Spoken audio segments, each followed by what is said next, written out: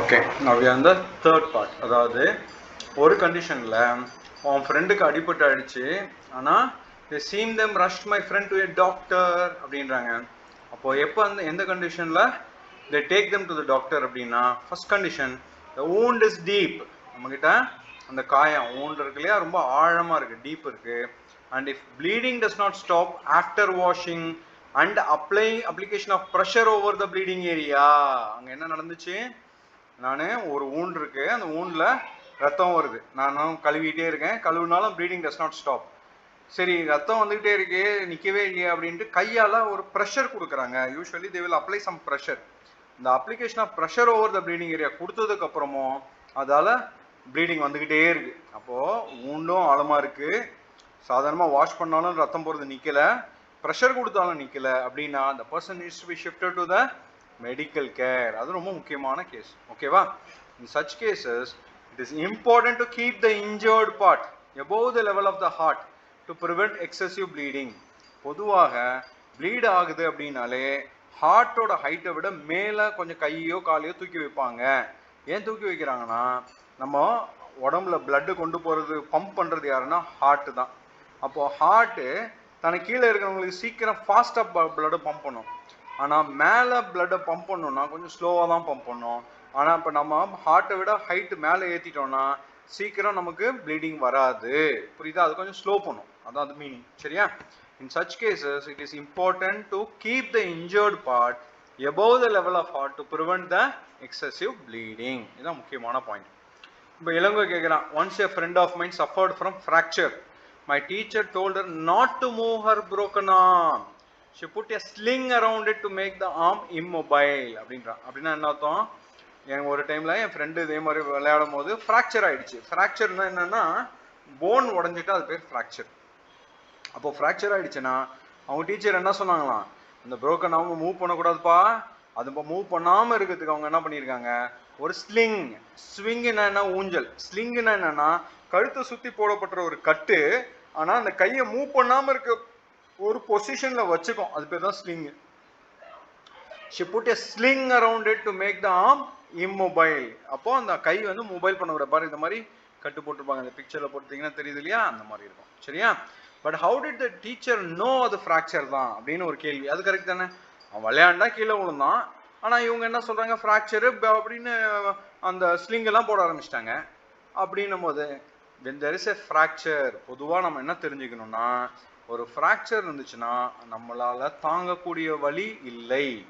ஒரு எலும்பு உடஞ்சதுன்னா அந்த இடத்துல பயங்கரமாக வலிக்கும், அந்த பெயின் இஸ் இம்மென்ஸ், ரொம்ப அதிகமாக இருக்கும். அது மட்டும் இல்லாமல் அது க்ளோஸ் டு பீயிங் அன்பேரபிள், அதாவது தாங்கவே முடியாத வலியாக இருக்கும். நம்ம கையை கூட கிட்ட கொண்டு போய் விட மாட்டான், அந்த அளவு வலிக்கும் அந்த இடத்துல. புரியுதா? அது மட்டும் இல்லாமல் அந்த அஃபெக்டட் பார்ட் ஸ்வெல் அப், நல்லா வீங்கி போயிருக்கும். அண்ட் ஆல்சோ ஃபீல்ஸ் வார்ம், நீ கை வச்சு பார்த்தீங்கன்னா கொஞ்சம் சூடாக இருக்கும் அந்த இடத்துல.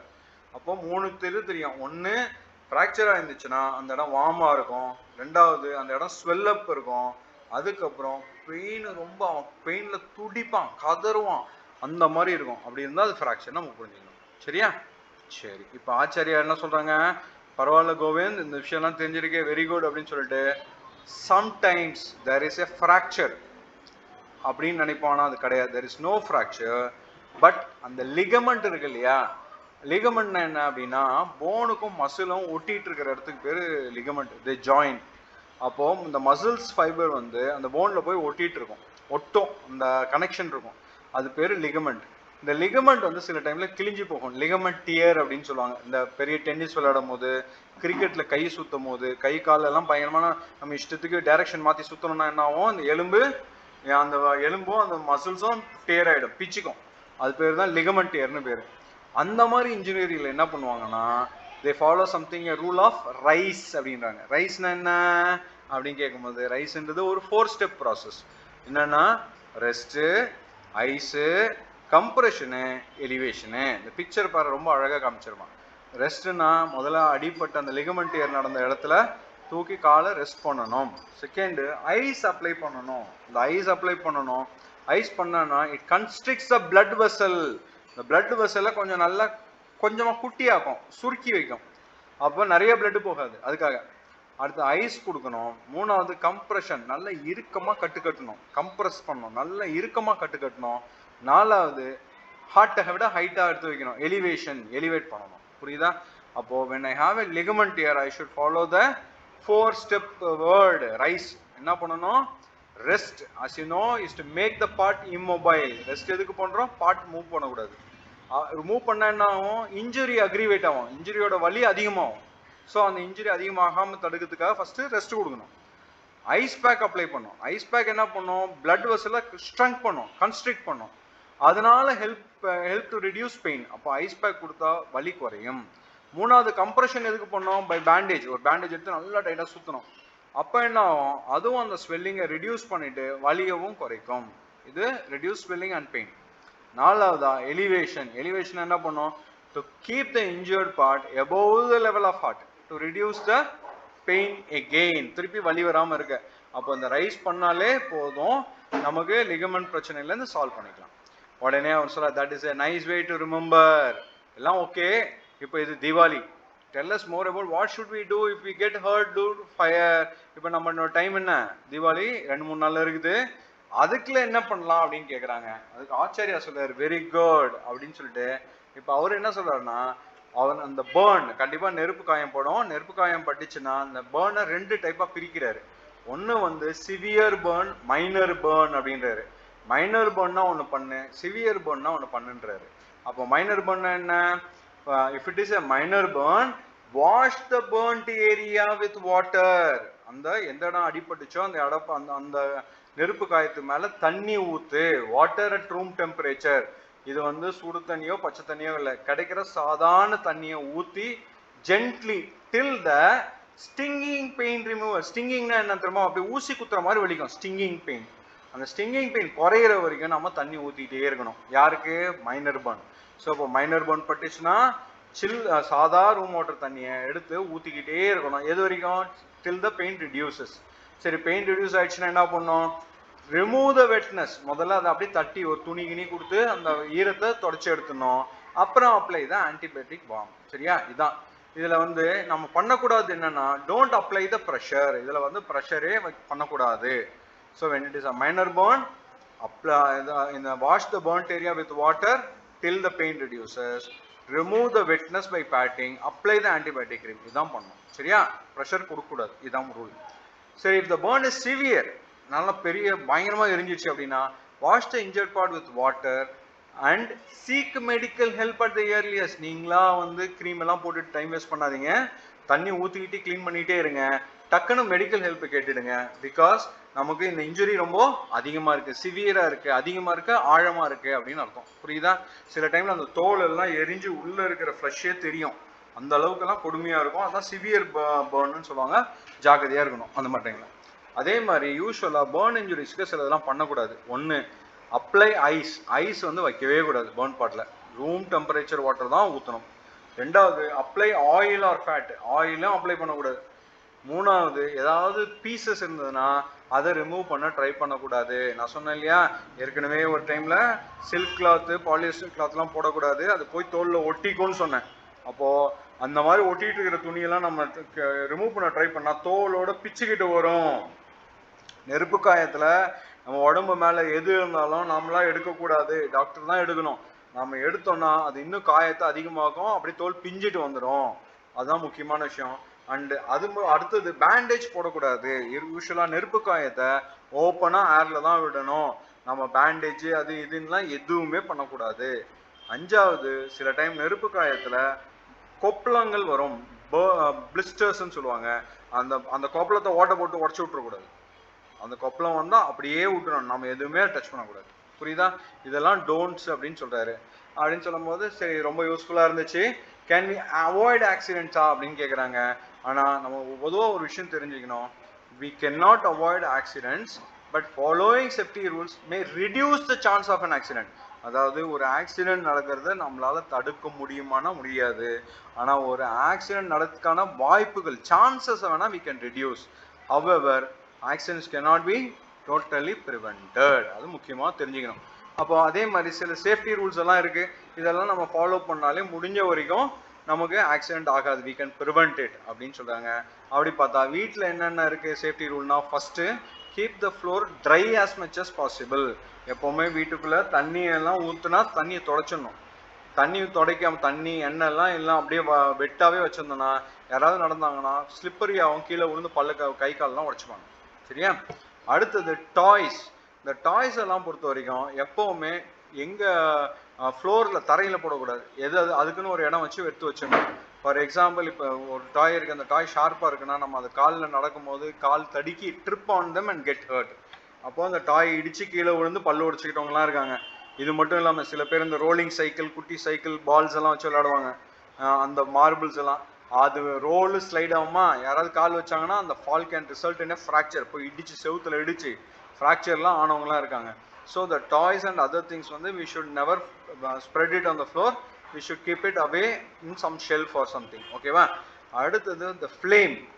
கிச்சனில் நெருப்பு ஓப்பனாகவே வச்சிடக்கூடாது. ஓப்பனாக வச்சா அந்த நெருப்பு பக்கத்தில் எங்கேயாவது ஜன்னல் பற்றிக்கிட்டு கிச்சனில் ஃபயர் வந்துடும். ஸோ நெவர் லீவ் ஏ ஃப்ளேம் அன்அட்டெண்டட்.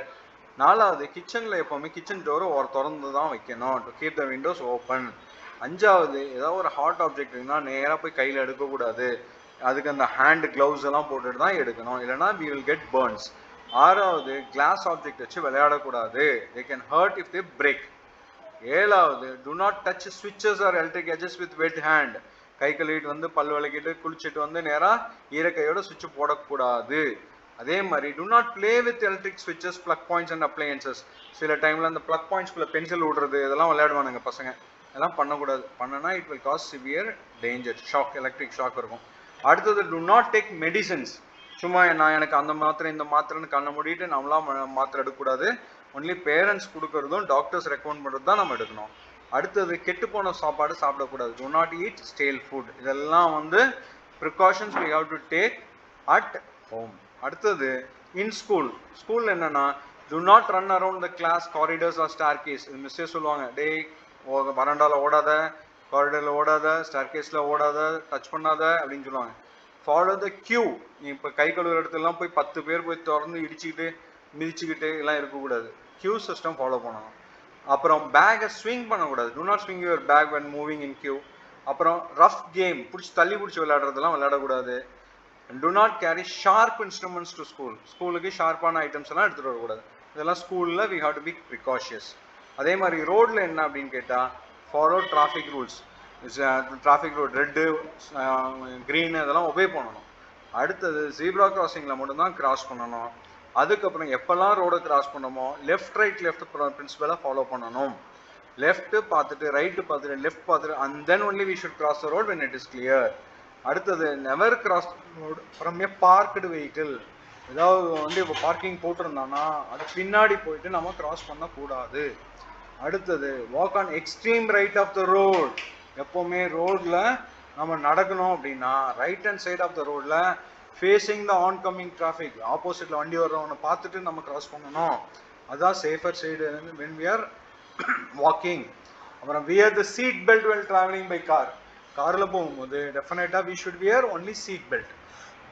அப்புறம் put the helmet. 2-wheelerல போனால் we should put the helmet. அப்புறம் the strap of the helmet should be secured. And do not play on the road. இதெல்லாம் நம்ம பார்த்துக்கணும். ஸோ இதெல்லாம் சொல்லிட்டு ஆச்சாரியா சொல்கிறாங்க, have a very happy and safe Diwali. Children, remember the safety rules and put your knowledge to good use-ன்றாங்க. So இதுபடி நம்ம கரெக்டாக ஃபாலோ பண்ணாலே நம்ம சேஃப்டியாக இருக்க முடியும். இப்போ பாருங்க, choose the correct answer. First aid kit need not contain tablets. Tablets இருக்கணும்னு அவசியம் இல்லை. when someone is hurt you do not know what to do அப்படின்னா நம்ம என்ன பண்ணோம்? நமக்கு யாரோ அடிபடிச்சு என்ன பண்ணணும்னு தெரியலன்னா try to move a person, keep போயிட்டு கால் ஃபார் ஹெல்ப் தான் நம்ம பண்ணணும். என்ன பண்ணணும்? கால் ஃபார் ஹெல்ப் பண்ணணும். அதே மாதிரி ரைஸ் டெக்னிக்ல இ ஸ்டாண்ட்ஸ் ஃபார் எலிவேட், காலை ஹைட்டா தூக்கி வைக்கணும். In case of burn injury we should, burn இன்ஜுரிக்கு என்ன பண்ணுவோம்? We should wash the affected part with warm water. அது மேலே ரிமூவ் பண்ணக்கூடாது, ஆயில் போடக்கூடாது, ஐஸ் பேக் வைக்கக்கூடாது. B is the correct answer. Safety rules are to be followed. எப்போ? Always, எப்போவுமே. In case of medical emergency you can dial, ஆம்புலன்ஸ்க்கு என்ன பண்ணோம்? 108. புரியுதா? அப்புறம் crack or breakage of bone is called fracture. The muscular fiber that connects the bone to the joints are called ligaments. When there is a minor burn, you may apply a antiseptic cream போடலாம். First aid should be followed by என்ன பண்ணோம், medical help if the injury is severe. அப்புறம் we should not use dash, என்னது, wet objects to put out the fire. அதனா பார்த்துக்கணும். இப்போ what is first aidன்றாங்க, why do schools have demonstrationன்றாங்க. Anoop வந்து Aarthi find burn fingers இருக்கான் match பாக்ஸில். அப்போ அனூப் என்ன பண்ணணும், அப்புறம் ஹெல்மெட் ஏன் ரைட் பண்ணணும், ரைஸ்னா என்ன, அண்ட் சிம்டம்ஸ் ஆஃப் ஃப்ராக்சர்னா என்ன அப்படின்னு சில கொஸ்டின்ஸ் எல்லாம் கேட்டிருக்காங்க, which we can think of. So by this we are coming to the end of the chapter 1 first aid. Thank you.